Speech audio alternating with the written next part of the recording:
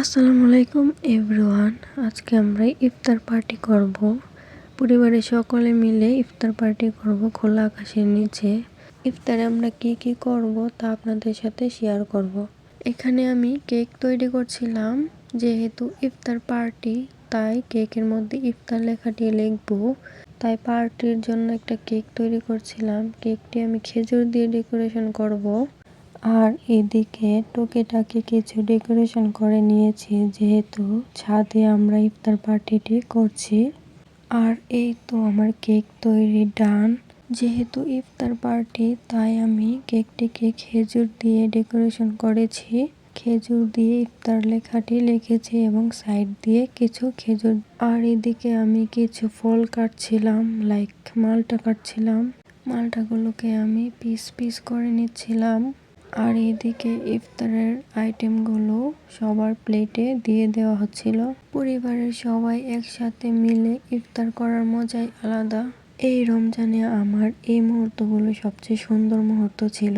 আর এদিকে বুট, বড়া, সালাদ, শরবত তৈরি করছিল। শরবতগুলো একে একে সবার গ্লাসে করে দিয়ে দিচ্ছিল, যেহেতু কিছুক্ষণ পর আজান দিয়ে দেবে। আর এদিকে সবাই ইফতার সামনে নিয়ে বসে আছে আজানের অপেক্ষায়।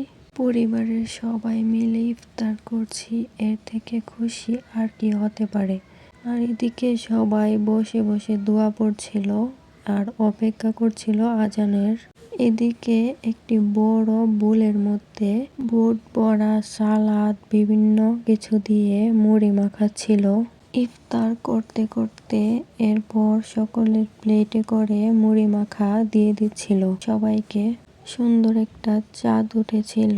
খোলা আকাশের নিচে পরিবারের সবাই মিলে ইফতার করতে কার না ভালো লাগে। এই রমজানে আমার কাছে এই দিনটি খুব স্পেশাল ছিল। আর এদিকে আমিও মুড়ি মাখা খাচ্ছিলাম। ইফতার শেষে একটু মিষ্টি মুখ করছিলাম। কেকটাকে পিস পিস করে সবাইকে দিচ্ছিল। কেকটা খেতেও খুব মজা হয়েছিল। খাওয়া দাওয়ার পর আমাদের ইফতার অলরেডি ডান। পরিবারের সবাই মিলে ইফতার করে খুব ভালো লাগলো। তো সবাই ভালো থাকবেন, সুস্থ থাকবেন। আল্লাহ হাফেজ।